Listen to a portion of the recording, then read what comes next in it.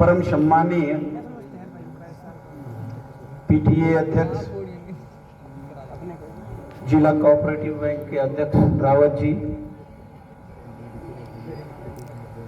मेरे सम्मानीय गुरुजन और सबसे बड़े हमारे पड़ोसी, प्रिंसिपल तो आएंगे जाएंगे, टीचर स्टूडेंट आएंगे जाएंगे, लेकिन पड़ोसियों ने हमेशा यही रहना है। आप सबकी बहुत बड़ी भूमिका है।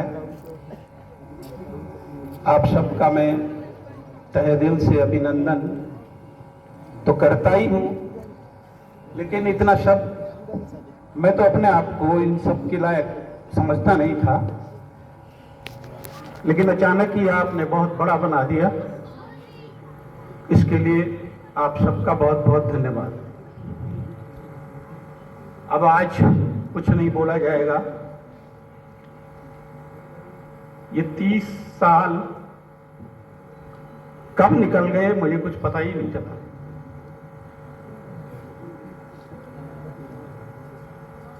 अब मैं समझता हूं अगर मैंने कुछ किया है तो मैंने कुछ पाया भी है। इसी स्कूल को अपनी ताकत दी, तो इसी स्कूल ने, इसी मिशन ने हमको जीने के लिए या समाज में रहने के लिए ताकत भी दी और आगे भविष्य बनाने के लिए हमें पूरा माहौल भी दिया।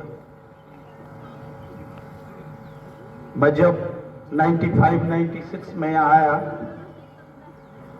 30 साल मेरी उम्र थी। बहुत सारे गवर्नमेंट स्कूलों में मैं पढ़ाकर आया था व्यवस्था पर, लेकिन यहाँ आकर के जो मोटिवेशन खुद मुझे मिला, जो प्यार, सबसे पहले तो यहाँ जो स्टाफ था उन सबका मैं बड़ा आभारी उस समय का। सब लोगों ने एक नए लड़के को, एक नए व्यक्ति को हाथों हाथ लिया कहूंगा मैं। शायद उस समय बायो टीचर की जरूरत ही कुछ ज्यादा थी या क्या था, लेकिन मेरा बड़ा वार्म वेलकम हुआ। और जब ऐसा हुआ तो उसके साथ मुझे मेहनत करनी पड़ी। रात दिन मेहनत करके हम लोग पढ़ाते थे, क्योंकि जब स्टूडेंट लाइफ में हम पढ़ाई करते हैं तो पास होने के लिए तो लिमिटेड पढ़ा करके भी पास हुआ जाता है। यहाँ एक एक चैप्टर, एक एक पैराग्राफ, एक एक चीज क्लियर करवानी होती थी, तो उसके लिए सब दोबारा पढ़ना पड़ा। मेरी कोशिश होती थी कि मैं क्लास में इतना मैटर लेके जाऊं कि पीरियड बच जाए लेकिन मेरा मैटर खत्म ना हो, और ऐसा ही हुआ शुरू से आखिर तक, जब तक भी मैंने पढ़ाया। पिछले 7-8 साल से ही मैं पढ़ाई नहीं, क्लास नहीं ली है, उससे पहले तक ये सब कंटिन्यू ही रहा। स्टेप वाइज पीजीटी बायो के बाद वाइस प्रिंसिपल का भी पद मेरे पास 1-2 साल रहा। उसके बाद प्रिंसिपलशिप रही। टीचर तो मैं रहा, कोई ऐसा क्लास नहीं है जो मैंने पढ़ाई नहीं है। नर्सरी से लेकर के और 12th तक परमानेंट क्लासेस रही है मेरे पास। फर्स्ट क्लास मेरी सबसे फेवरेट क्लास हुआ करती थी। एक पीरियड क्लास फर्स्ट में साइंस का, एक पीरियड 12th में बायोलॉजी का, 3rd, 4th, 5th और 2nd में इंग्लिश ग्रामर। वो कब होता था? जब मेरा प्रैक्टिकल के पीरियड 2-2 दिन होते थे 11th 12th में। अब बाकी दिन जो गैप होता है उसमें ग्रामर पढ़ाता था मैं 2-2 दिन, 2 दिन 2nd में, 2 दिन 3rd में, 2 दिन 4th में। तो पहले 5 सालों में मेरा कोई पीरियड खाली नहीं होता था, फर्स्ट 5 ईयर। आज हम कई लोग को शिकायत होती है कि मेरे ज्यादा पीरियड हो गए या मुझे बिल्कुल फ्री अपनी मिलता है। तो हमने तो शुरुआती दौर में कोई भी पीरियड फ्री नहीं लिया, और आप समझ सकते हैं कि फर्स्ट और 12th में कितना जमीन आसमान का अंतर होता है। उन सबको पढ़ाना, उन सबके लिए मैटर तैयार करना, और बच्चे बहुत होते थे। फिर छोटी क्लासेस में उनकी कॉपी चेक करना बहुत हौज पौज होता था। एग्जाम के जो काम होते थे, आज हमारे पास ग्रीन शीट आती है, क्या क्या आता है, हम सब हाथ से करते थे पहले। जो पुराने लोग होंगे उन्हें पता होगा। स्केल से रूलिंग करके सब बनाना पड़ता था। एक बार मैं 4th क्लास का क्लास टीचर था, तो वहां पर 66 बच्चे थे। 5 अभिषेक और 5 मयंक, ये हमारा बेटा भी है एक मयंक। एक ही नाम के 5-5, 6-6, 7-7 बच्चे होते थे। तो इतने लोगों को सेटिस्फाई करना, इतने बच्चों को होमवर्क देना बहुत बड़ा काम होता था। मैं ये नहीं कह रहा हूं कि मैं नहीं किया, मेरे साथ बहुत लोग थे, हम लोग तो पूरे टीचर्स ने इतनी मेहनत की, तब जाकर के धीरे धीरे धीरे स्टेप वाइज आज हम इस स्थिति में पहुंचे कि हमारा विद्यालय full flash CBSE senior secondary school है। इसमें किसी एक इंडिविजुअल का रोल नहीं है। मैं कहूँगा कि ना मैं नहीं किया, ये सब तो ऐसा नहीं है। हम सब का, आप सब का रोल है इसमें। इवन हमारे अभिभावक का भी रोल है इसमें। जिसकी तरफ से जो सपोर्ट मिलनी थी वो मिली और ये काम हुआ। बहुत खुशी होती है, सारे काम हो गए, लेकिन कुछ ना कुछ तो रह ही जाता है कि ये भी करना था, वो भी करना था। आगे आने वाले समय में, आगे जो नए प्रिंसिपल हैं और हमारे राणा जी तो यहाँ पर हमेशा से अपडेट है, उन्हें सब पता है। मुझे इस बात की भी खुशी है कि मेरे साथ साथ जितना मुझे पता होगा उससे ज्यादा राणा जी को पता है सारी एक्टिविटीज। तो स्कूल के लिए कोई दिक्कत नहीं है और जो मुझसे आगे ये काम देखेगा वो मुझसे कई गुना आगे और अच्छा करेगा। लेकिन मैं इतना जरूर कहना चाहता हूं कि आप और हमको हमेशा मिलकर के ही काम करना है, तभी जो है स्कूल की उन्नति होती है। मुझे तो खुशी तभी मिलेगी कि जब मैं यहाँ के बारे में अच्छा सुनूंगा। इस विद्यालय के कण कण में, ईंट ईंट में जो है कहीं न कहीं पर मेरा कोई न कोई रोल रहा होगा। अगर उसको कोई भी ठेस, कहीं भी कोई गड़बड़ी होती है तो मुझे बहुत दुख होगा। तो मैं आपसे निवेदन करता हूं कि कोई भी, चाहे स्टूडेंट हो, चाहे पेरेंट्स हो, टीचर्स हो, कोई ऐसा काम न करे कि जिससे स्कूल की मर्यादा को, स्कूल के स्टेटस को कोई चोट पहुंचे। कोई प्रॉब्लम स्कूल से रिलेटेड हो, उसको आप जो अथॉरिटीज हैं, प्रिंसिपल है, वाइस प्रिंसिपल है, टीचर्स हैं, उनके सामने रखें, उसका हल निकालें। और अच्छी बात है उसको चौराहे पर बोलें। तो ऐसा अगर हम करेंगे, क्योंकि ये स्कूल किसी इंडिविजुअल का नहीं होता है, किसी की प्रॉपर्टी नहीं है। मैं कहूंगा कि ये मेरा स्कूल है, ऐसा कुछ नहीं है। ये सबका स्कूल है, व्यक्तिगत स्कूल है यहाँ पर कई, लेकिन ये व्यक्तिगत स्कूल नहीं है, ये मिशन का स्कूल है। हमारा मिशन क्या क्या काम करता है आप सब लोग जानते हैं। यहाँ पर जो फीस दी जाती है, पैसा आप डिपॉजिट करते हैं, उसमें सैलरी के अलावा बहुत और भी काम होते हैं। हजारों लोग तो हमारे देहरादून में जो है हर दिन वहाँ पर खाना ही खाते हैं, सुबह शाम। आप लोगों ने देखा होगा, अनाथ लोग जिनका कोई नहीं है या जिनके प्रॉब्लम्स हैं, ऐसे ही हॉस्पिटल में कई तरह की सेवाएं हैं। तो कहने का मतलब ये है कि ये मिशन हर किसी को कुछ न कुछ दे करके ही जाता है। बस बात इतनी है कि तन मन धन से काम करना है। मैं एक चीज जरूर आपसे कहूं कि काम की अधिकता, स्ट्रेस की वजह से बहुत बार हो सकता है कि मेरे द्वारा स्टाफ के लोगों के साथ कुछ इस तरह का व्यवहार किया गया हो कि जो आपको अच्छा नहीं लगा हो, लेकिन वो एक मजबूरी था और वो एक वक्त की नजाकत उसको आप कह सकते हैं। मुझे भी नहीं मालूम कि ऐसा मैं क्यों किया होगा, अगर किसी के साथ किया होगा, पर अगर ऐसा हुआ है किसी के साथ तो मैं आशा करूंगा, चाहे 4th क्लास हो, चाहे ऊपर कहीं हो, अगर ऐसा हमसे कभी हुआ हो तो बिल्कुल उसको आप अपने मन में नहीं रखेंगे। हमारे अंदर भी 1-2 क्वालिटीज जो होंगी उसी को याद रखना, और जो गलतियां हैं उन सबको भुला करके ही रखना।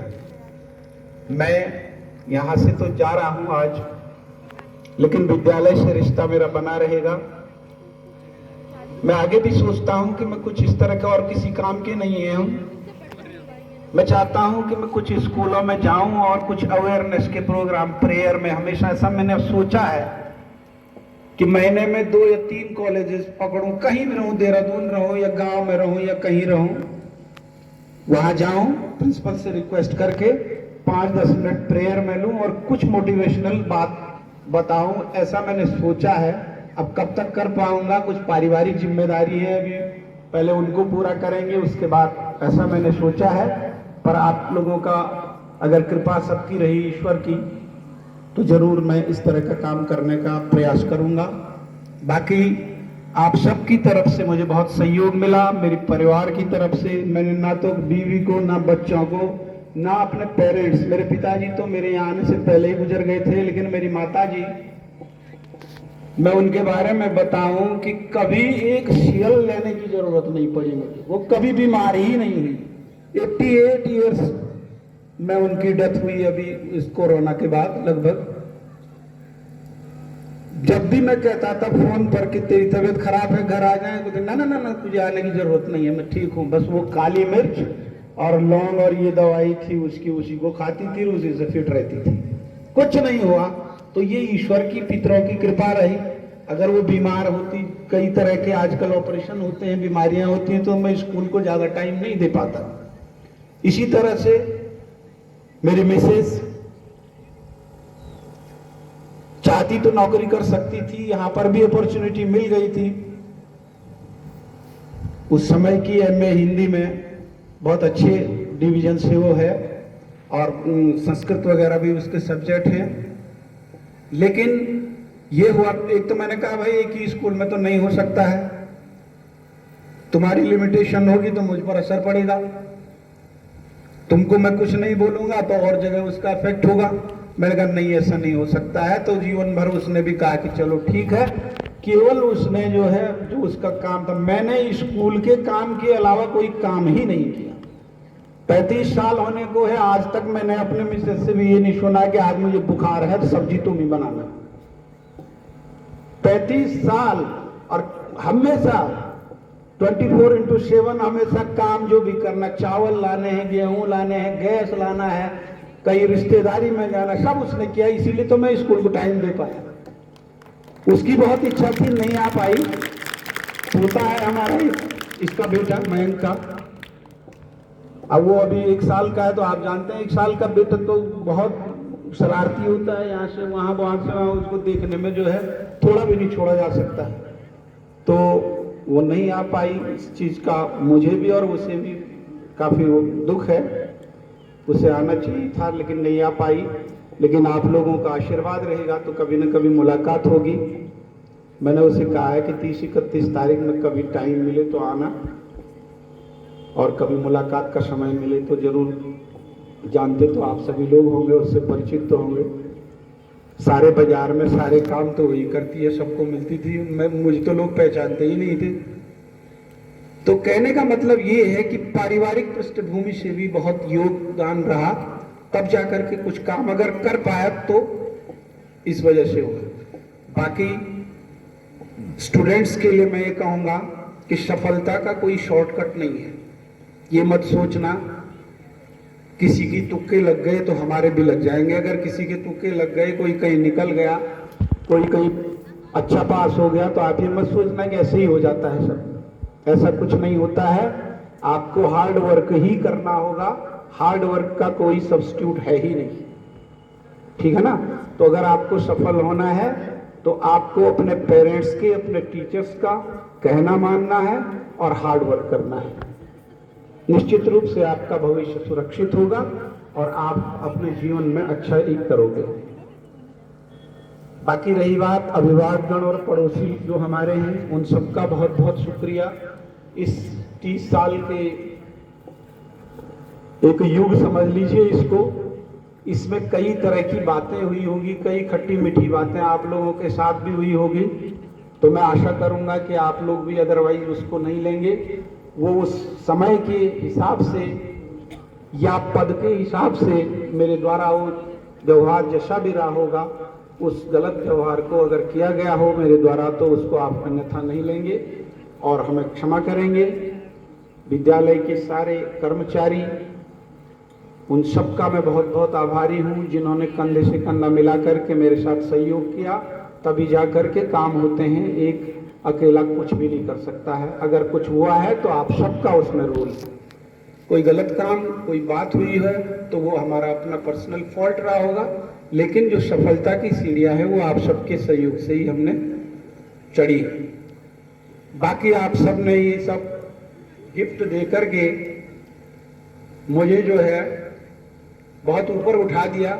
इतने ऊपर के लायक तो हम नहीं थे, इतने ऊपर मत उठाइए कि हम तैरते ही रह जाएं, रहना यही है जमीन पर।